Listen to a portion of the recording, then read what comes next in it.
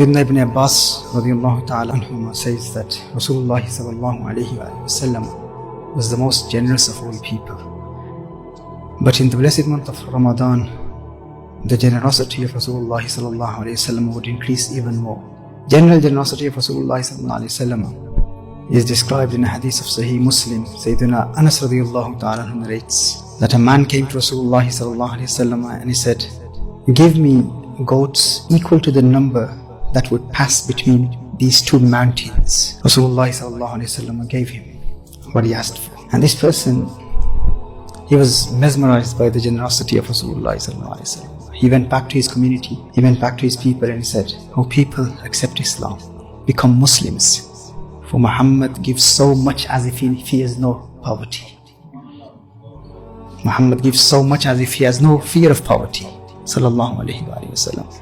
Sayyidina Safwan bin Umayyah radiyallahu ta'ala anhu, he said that I had great dislike for Rasulullah sallallahu alayhi wa sallam. But every time I met him, every time I would see him, he would give me so much that I fell in love with him. Whenever I would meet Rasulullah sallallahu alayhi wa sallam, he would give me so much that he became the most beloved person to me. So this was the generosity of Rasulullah sallallahu alayhi wa sallam. Once a Muslim was questioned. Someone said that Hatim at-Tai, he was very generous, and there are many examples of his generosity. In the Arab world, he's known for his extreme generosity, he's famous for his generosity.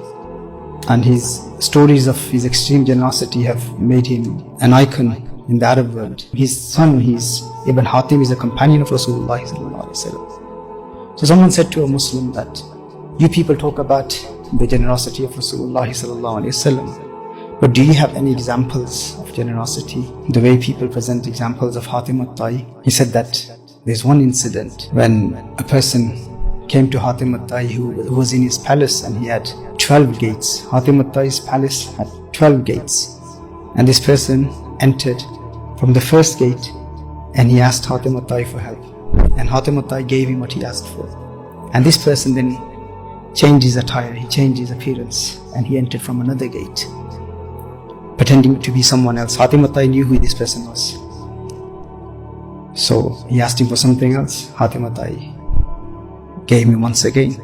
So he kept coming from different gates and he entered from 12 different gates. And every time he entered with a different outlook, with a different appearance.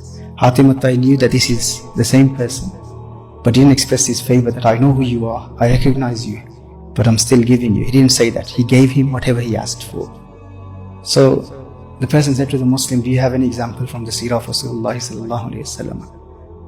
When someone asked Rasulullah sallallahu alayhi wa sallam 12 times, and the Prophet sallallahu alayhi wa sallam gave him every time he asked him.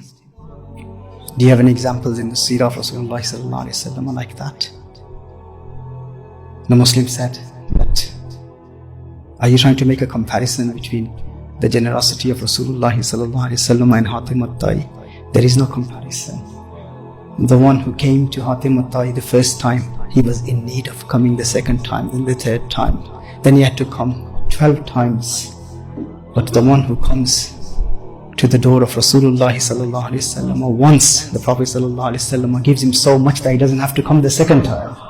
This is the generosity of Rasulullah sallallahu alaihi wasallam. There is no comparison between the generosity of Rasulullah sallallahu alaihi wasallam and Hatim at-Tai.